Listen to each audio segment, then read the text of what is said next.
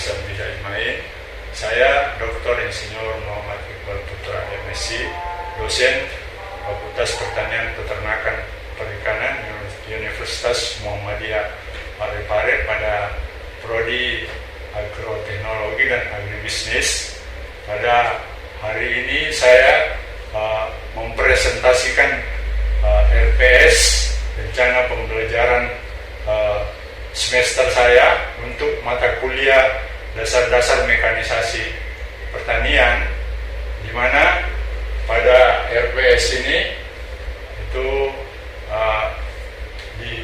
untuk mempresentasikan yaitu pernyataan diri dosen pada unjuk kerja Tridharma Perguruan Tinggi. Saya selaku koordinator mata kuliah, kemudian dosen pengemban yang kedua yaitu Pak Suherman SPMP, ya, bersama-sama mengampu mata kuliah ini. Jadi pada mata kuliah ini terdiri dari 3 SKS, 2 SKS untuk pengajaran dan 1 SKS untuk praktik dan praktik lapang, yang pada mata kuliah ini dilakukan kegiatan praktik lapang. Jadi pada RPS ini itu akan dicapai pembelajaran seperti pada video pembelajaran saya ini, bahwa mata kuliah ini CPMK setelah mengikuti mata kuliah ini, mahasiswa dapat mengetahui, mengerti, serta mampu menjelaskan macam alat dan mesin pertanian, dengan kata lain disebut istilah umum mekanisasi yang diterapkan di bidang pertanian. Yang kedua, mahasiswa akan dapat menjelaskan ruang lingkup mata kuliah mekanisasi pertanian agar dapat mengenal dan menerangkan cara menggunakan alat dan mesin pertanian, mulai dari alat pengolahan tanah, penanaman, pengairan atau irigasi, pemberantasan hama penyakit, panen, dan pengolahan hasil. Jadi pada RPS ini itu ada beberapa referensi yang kami gunakan, baik referensi yang berbahasa Indonesia maupun berbahasa asing.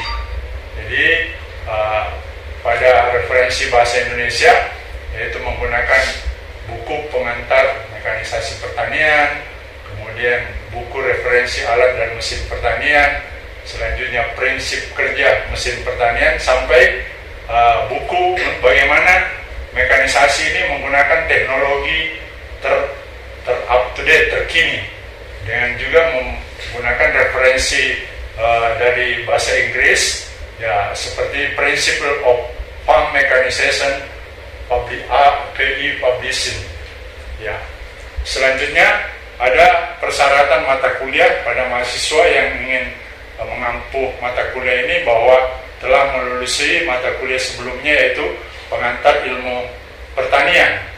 Jadi ada waktu pembelajaran 14 kali pertemuan ditambah dengan ujian tengah semester dan ujian akhir semester.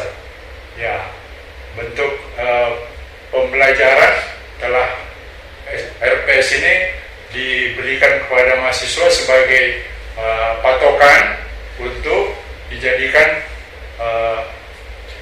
awal untuk mengetahui apa materi utama, pokok bahasan, kemudian sub pokok bahasan, ya, kemudian ya dari materi pembelajaran mulai pertemuan pertama, ya, seperti bagaimana pengantar mekanisasi pertanian, ya, karena kita di Universitas Muhammadiyah Parepare itu memasukkan juga konsep Islam tentang bagaimana penggunaan alat-alat mesin untuk digunakan pada usaha tani pertanian, dan tetap bisa menggunakan prinsip bahwa pertanian itu akan berkelanjutan. Demikian seterusnya, pertemuan kedua, pertemuan ketiga, kemudian pertemuan keempat, sampai pertemuan pada sebelum final. Kemudian pustaka yang kami gunakan. Kemudian selanjutnya selanjutnya ya penilaian yang kami berikan pada dua dosen yang mengampu, saya dengan Pak Suherman, yaitu menggunakan aktivitas partisipatif dari mahasiswa. Pada saat sudah dijelaskan materi tersebut, itu kami beri bobot 20%, kemudian ada kegiatan lapangan dalam bentuk proyek, kemudian dalam bentuk tugas, kemudian dalam bentuk kuis, kemudian selanjutnya bobotnya ada dalam bentuk tugas 10%, ujian tengah semester 15%, kemudian ujian akhir semester 25%. Jadi diharapkan kepada mahasiswa setelah mendapatkan materi dari mata kuliah mekanisasi ini, itu mampu mengetahui, kemudian mampu mengerti, kemudian mampu menjelaskan ya semua alsintan atau alat dan mesin pertanian yang dijelaskan oleh dua dosen pengampu pada mata kuliah mekanisasi pertanian ini. Kemudian capaian yang ingin dicapai setelah mahasiswa mempelajari materi kuliah mekanisasi ini, pada saat praktek lapang itu contohnya mampu menerapkan misalnya bagaimana pengolahan tanah dengan menggunakan alat alsintan, yaitu menggunakan traktor. Ya, ada dua jenis traktor yang umum di Sulawesi Selatan, yaitu traktor tangan dan traktor besar. Jadi pada umumnya petani menggunakan traktor tangan. Tapi pada skala lebih luas, lahan yang lebih luas yang dimiliki oleh petani itu menggunakan traktor besar, tergantung dari luasan usaha tani yang digunakan. Jadi secara umum bahwa penggunaan alat dan mesin pertanian ini itu memberikan keuntungan bahwa dia efisien dari segi waktu, ya, kemudian efisien dari segi tenaga, dan efisien dari segi biaya. Nah, itulah yang kami harapkan dengan penggunaan alsintan, alat dan mesin pertanian ini, kegiatan usaha petani itu tetap menggunakan teknologi modern, tapi memperoleh tingkat kesejahteraan lebih tinggi, ya, lebih besar. Jadi harapan dari kami pengampu mata kuliah ini dengan adanya mata kuliah di Fakultas Pertanian, Peternakan dan Perikanan Universitas Muhammadiyah Parepare ini, ya, mahasiswa kita akan lebih mensosialisasikan nanti, baik pada saat masih kuliah maupun pada saat sudah menjadi alumni. Ya, itu yang harapan dari RPS yang kami susun ini dijadikan pedoman oleh dosen dan untuk diajarkan kepada mahasiswa. Umum, ya, irigasi kita bisa lihat bahwa irigasi atau pengairan itu adalah usaha penyediaan, pengaturan, ya, untuk menunjang aktivitas pertanian, ya, karena air itu adalah sumber, ya, air sumber untuk tanaman, ya, sumber untuk hewan, ya, sumber untuk manusia juga, ya, jadi bisa dimanfaatkan. Tapi pada usaha tani, bagaimana air irigasi ini kalau dia tersedia lewat saluran yang sudah disiapkan oleh teknis bangunan bendungan, ya, teknis irigasi yang sudah tersedia. Tapi itu tadi saya sampaikan, kalau airnya tidak tersedia, bisa kita manfaatkan alat yang lain namanya pompa air, ya. Biasa dia pompa air, ada pompa, tapi ini banyak-banyak menggunakan mesin, ya, menggunakan listrik. Ada juga di daerah itu yang memanfaatkan tenaga air, tapi istilahnya menggunakan juga pompa air. Nah, ini mana pompa air yang ramah lingkungan yang sudah dimanfaatkan oleh petani. Ya, itu ada hasil pengabdian saya ya, hasil pengabdian saya yang dijadikan referensi bahwa pompa yang tanpa menggunakan listrik, tanpa menggunakan mesin, itu juga adalah sumber untuk irigasi, tapi menggunakan hidropower tenaga. Jadi ada namanya pompa hidran ya. Nah itu termasuk hasil pengabdian saya di Kabupaten Bandung. Nah itu di Sanepo itu menggunakan sistem irigasi ramah lingkungan tanpa listrik. Ya menggunakan tenaga air ya. Ya kemudian irigasi ini coba kita perhatikan pada slide saya ya. Jadi irigasi itu yang penting ada sumber airnya. Sumber air tadi dari hujan, kemudian dia mengalir di sungai, kemudian air itu ditampung di bendungan ya.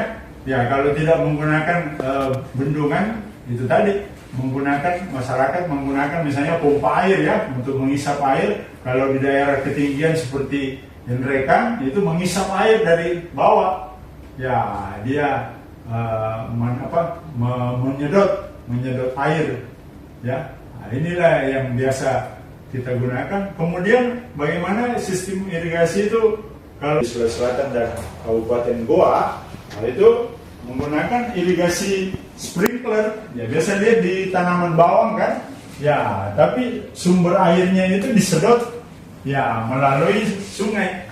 Jadi dia pakai alat mesin, kemudian dia menggunakan alat sprinkler di permukaan tanaman. Ya, nah ini. Selanjutnya bisa kita lihat ya sistem irigasi itu ya jadi air yang tersedia ya yang dibendung tadi dari sungai yang sumbernya dari air hujan ya. Ya, sumbernya dari air hujan, kemudian itu dibagi secara merata. Kalau ini di daerah persawahan ada seperti di Kabupaten Sidrap, Kabupaten Pinrang ya, Kabupaten Pinrang, Kabupaten Sopeng. Nah itu semua menggunakan sistem irigasi. Ya, selanjutnya ini dia prinsip dasar pemberian air irigasi.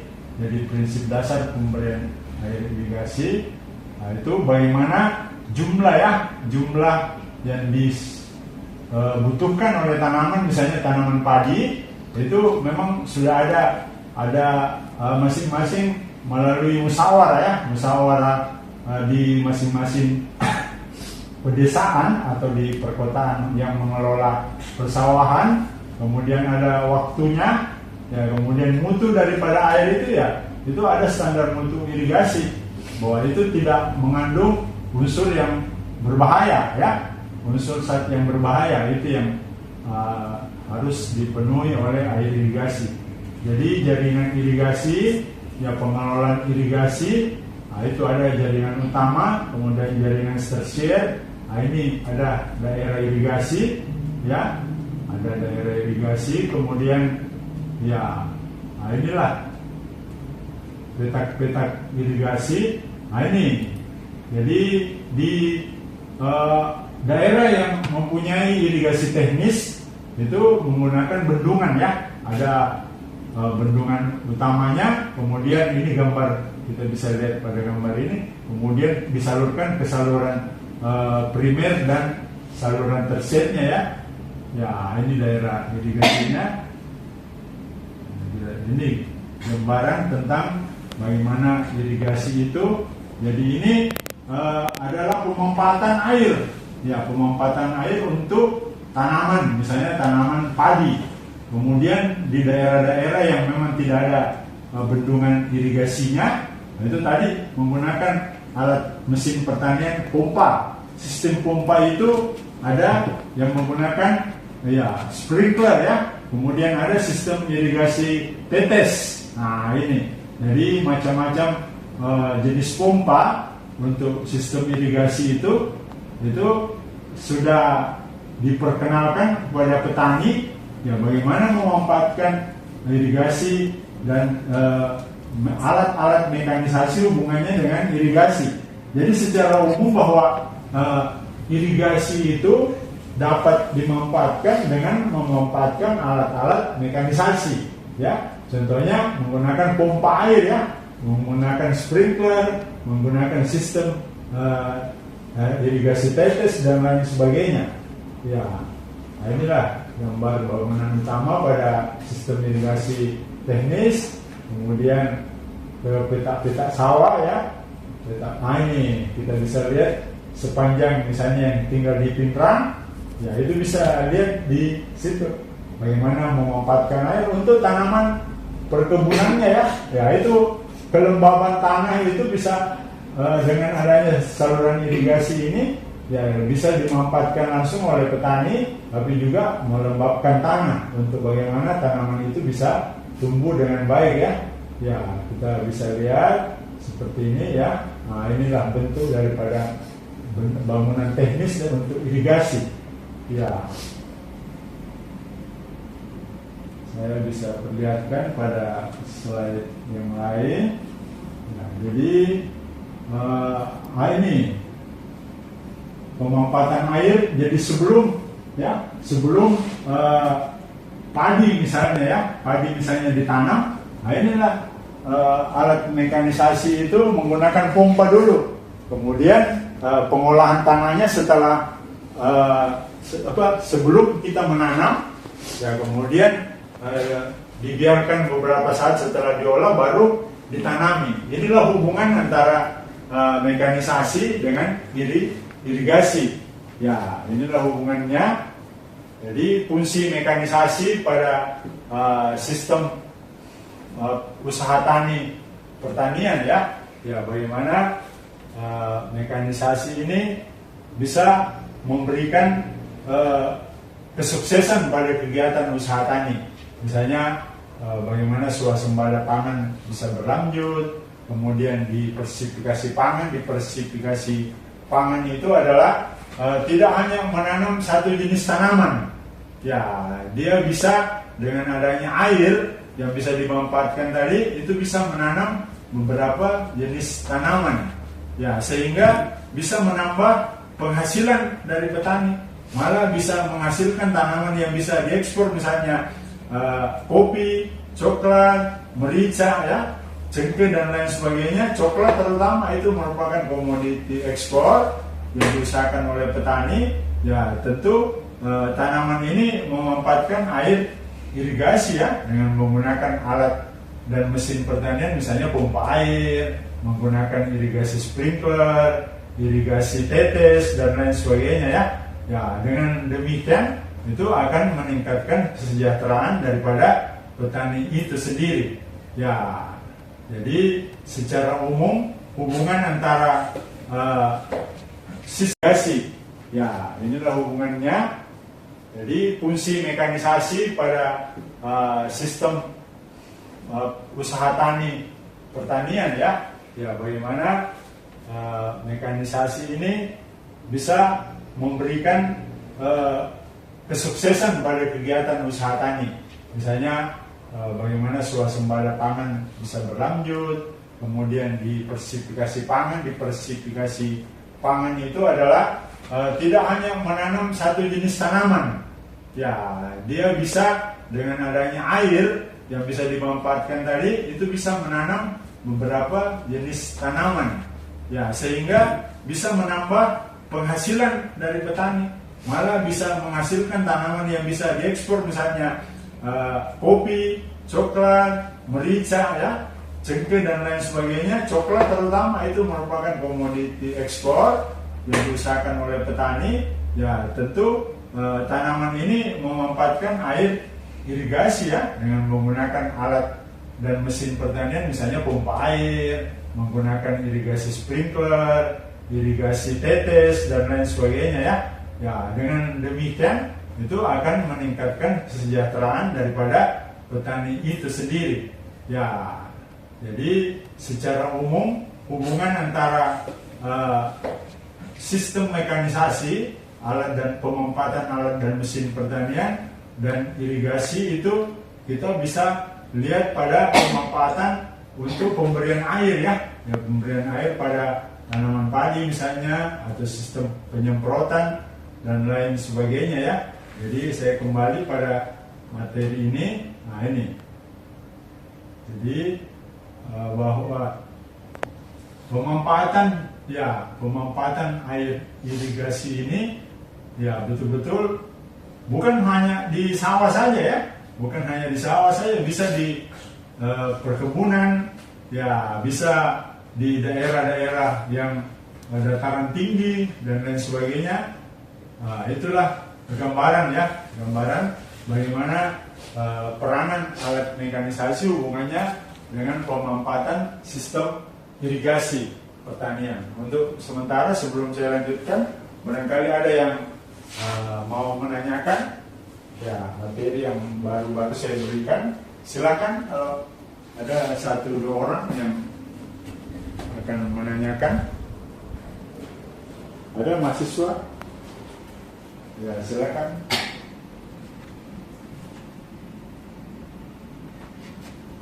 Ada hal yang belum jelas dari materi ini? Ya, silakan. Sebutkan siapa namanya?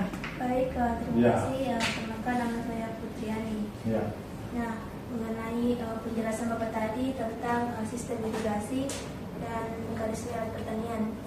Mekanisasi pertanian ya. Mekanisasi alat pertanian. Iya. Nah, yang saya tanyakan itu Pak mengenai alat-alat pertanian. Kan tadi cuma hanya satu yang dijelaskan, yaitu traktor. Apakah masih ada lagi alat-alat pertanian lainnya yang digunakan?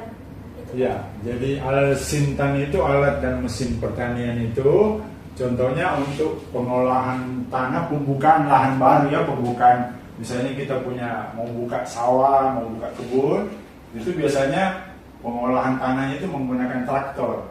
Ya, setelah kita buka lahan ya, misalnya lahan itu kita mau gunakan untuk misalnya menanam padi, jadi dalam bentuk persawahan. Ya, jadi kita menggunakan sawah itu diisi air. Ya, sebelum kita tanami padi, tentu diisi air, digenangi dulu beberapa hari ya. Ya, supaya membentuk kelembaban tanah, memperbaiki sistem perakaran nanti ya, agar supaya padi yang kita tanam itu tumbuh dengan baik. Nah, itu alat mesin yang kedua, yaitu menggunakan pompa air. Ya, pompa air itu kalau di daerah-daerah datar kita menggunakan pompa yang kemampuannya bisa lebih rendah karena tidak perlu menyedot ya. Ya, itu pemanfaatan alat mekanisasi yang kedua. Kemudian selanjutnya setelah kita mau tanam, ada alat alsintan, alat tanam. Ya, alat alsintan untuk menanam langsung seperti yang saya perlihatkan tadi pada gambar sebelumnya. Nah, ini ada alsintan yang bisa ini nih contohnya.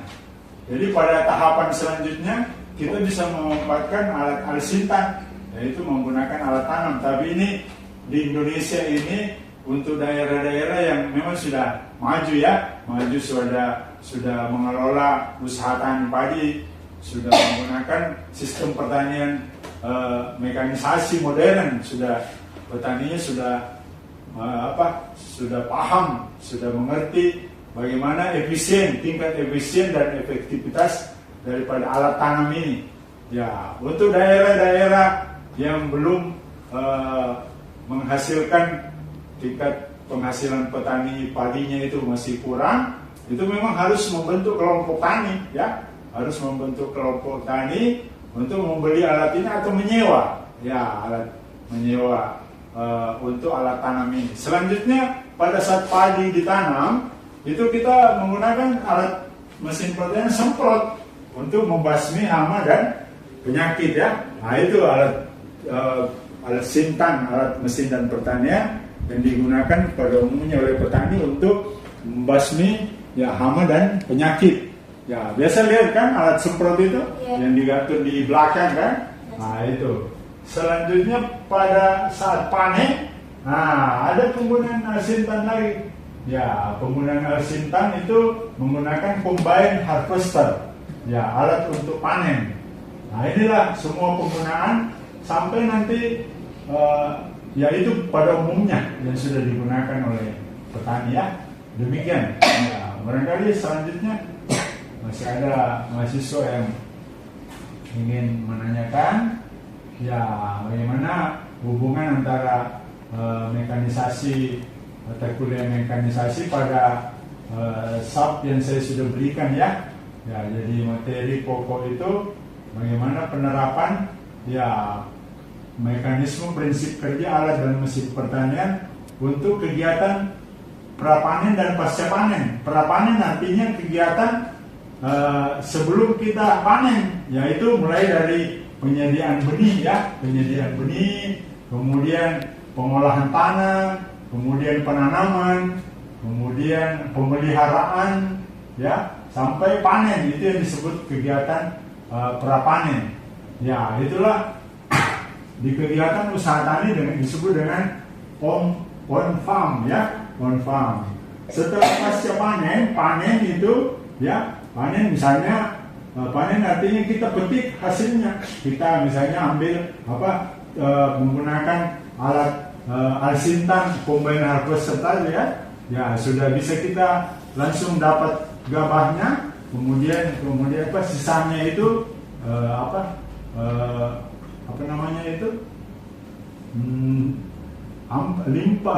limbah daripada padi itu bisa kita jeraminya ya, jerami padi itu bisa dimanfaatkan lagi untuk menyuburkan tanah. Jadi ini tetap dengan penggunaan alat mesin dan pertanian ini itu tetap menggunakan prinsip pertanian berkelanjutan ya, sustainable agriculture ya. Jadi bukan berarti bahwa kita menggunakan alsintan itu menggerus misalnya tenaga kerja, tidak. Tetap kita gunakan tenaga kerja ya, jadi tetap ada tenaga kerja untuk misalnya mengolah tanah menggunakan traktor ya. Traktor misalnya operatornya kan satu tenaga kerja, kemudian pendampingnya biasa 2 tenaga kerja.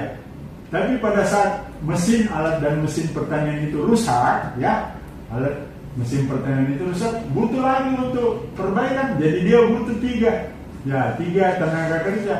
Tidak serta-merta bahwa adanya alsintan ini itu mengurangi tenaga kerja, tetap bisa kita berdayakan tenaga kerja ya. Ya, pada kegiatan usaha tani pertanian.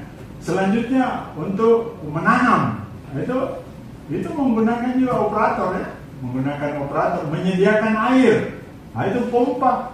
Pompa itu tidak bisa hidup sendiri tanpa ada operatornya kan. Jadi itu butuh tenaga semua ya, tenaga perbaikan untuk mesin pompa misalnya. Ya, itu alat mesin pertanian untuk penyediaan air. Nah, itu butuh tenaga kerja. Jadi dengan adanya alat alsintan ini ya, termasuk pada penerapan irigasi pertanian, penyediaan air.